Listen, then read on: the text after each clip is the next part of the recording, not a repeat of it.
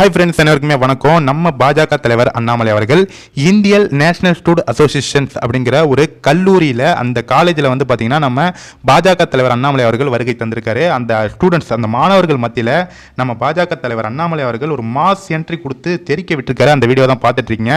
வேறு லெவலில் அண்ணாமலை அவர்கள் வந்த உடனே அங்கு உள்ள இளைஞர்கள், மாணவர்கள் எல்லாம் அண்ணாமலை அவர்களிடம் போட்டோ எடுப்பதற்காக அங்கே வந்து பார்த்திங்கன்னா கூட்டம் கட்டி நம்ம பாஜக தலைவரை சூழ்ந்து கொண்டாங்க. இது வந்து தமிழ்நாட்டில் இல்லைங்க, லண்டன்ல நம்ம பாஜக தலைவர் அண்ணாமலை அவர்களே அங்கு உள்ள இளைஞர்கள், ஸ்டூடெண்ட்ஸ் எல்லாம் சுத்தி நின்று அவரிடம் கையெழுத்து வாங்குவதற்காக, அவருடைய ஆட்டோகிராஃப் வாங்குவதற்காக அங்கு கூட இருக்காங்க. அது மட்டும் இல்லாமல் அங்கு உள்ள மாணவர்கள் வந்து அண்ணாமலை அவர்களிடம் தங்களுடைய படிப்பு பற்றியும் தங்களுடைய என்னென்ன டிகிரி முடிச்சிருக்கும் அப்படிங்கிறதையும் அவங்க வந்து சொல்லியிருக்காங்க. அது மட்டும் இல்லாமல் நம்ம பாஜக தலைவர் அண்ணாமலை அவர்கள் அங்கே வந்து ஒரு சூப்பரான ஒரு ஸ்பீச் கொடுத்துருக்காரு.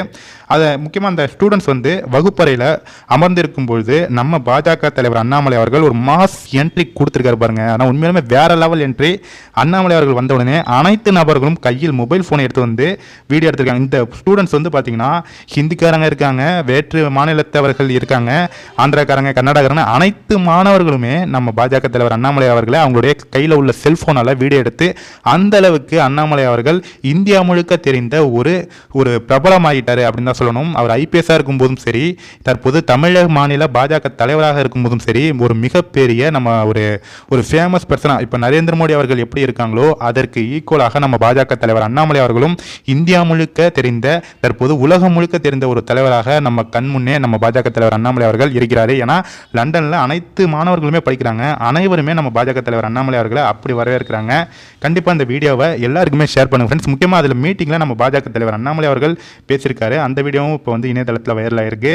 முக்கியமாக அண்ணாமலை அவர்களுடைய இந்த பேச்சை கேட்டுவிட்டு இந்த வீடியோவை எல்லாருக்குமே ஷேர் பண்ணுங்க friends. Thank you friends. The audio facility here. Okay. I can start it. That's really possible. I can pose a question for you.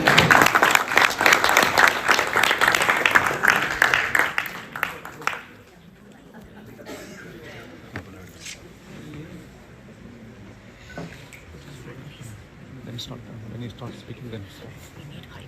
Can you hear me now? Yay! Basically, how will we talk? I'll be conversing from here. No worries. Are you sure? Yes. Firstly, I take this opportunity to thank dear friend Vasikar and the Indian National Student Association and students of King's College, students of London School of Economics, and guests who have come from outside. I know it's a cold day for all of you. 3-4 hours standing outside, multiple change of venues. Some days are like that for me also. It is that kind of day. And supposed to catch a train got cancelled. Even the next station it got cancelled. Drove all the way here.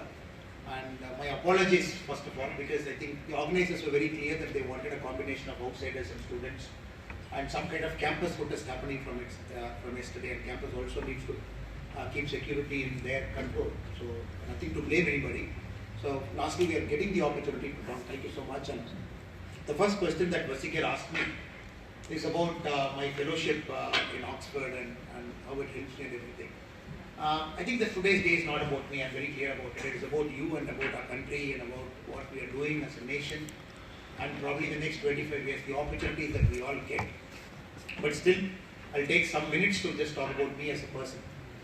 For me, this fellowship, I believe, has happened at the right time, probably in Oxford. And the great thing about this kind of universities is it's very different one. A lot of multicultural students from different parts of the world, and you get to learn from them, meet them, interact with them.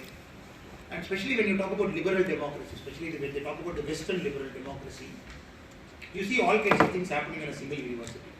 At one side you see a Palestine protest happening, other side you have a Israel protest happening, and which I seen in Oxford also. The campus seats and people coming there, trying to barge into Vice Chancellor's chamber.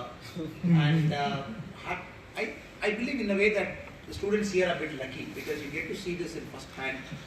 Unfortunately, Indian universities, politics is not happening in a big way inside the university, especially if you look at the southern part, especially after the J.M. Lingo Commission report. The Supreme Court has come down very hard on some parts, and the universities are yet to find a common mid-balance. So here at least I'm feeling happy that south we are lacking the university politics. I think this is where you get shaped. Even today from morning, politics is an art of compromise always. And to move it, you have to talk to somebody, give something, take something. It happens like that. So I'm happy that this is happening to you. In Oxford, I've seen Oxford Student Union, the debates they bring in, and last I think 13 out of 16 prime ministers coming from Oxford. You get to see why it is happening, why it is politically so active, why it is politically so vibrant, and more importantly, when you have that much diversity, people coming from different parts of the world, and your mind is always open to different things. You are not operating with a very closed mindset. Your mind is always open. Some things you might like, some things you might not like. It's a different argument. But having said it, it keeps your mind open, keeps your mind young. Of course, Indian universities are great. When you talk about Oxford, which is 1,000 years old, and when we go somewhere slightly more older universities in the world, of course, we also had older universities in the world. We had Nalanda, which is much more older than Oxford, but Oxford is a standing institution now, and they got lucky that nobody came to destroy Oxford, but a lot of people destroyed the Indian university system. And right now a huge emphasis is being put there to rebuild the Indian knowledge system, which we call the IKS, Indian knowledge system, which the current government, Modi ji, is very clear that the new education policy, a part of your syllabus should be IKS, 10% of your credit should come from the Indian knowledge system. So we have lost a lot of things.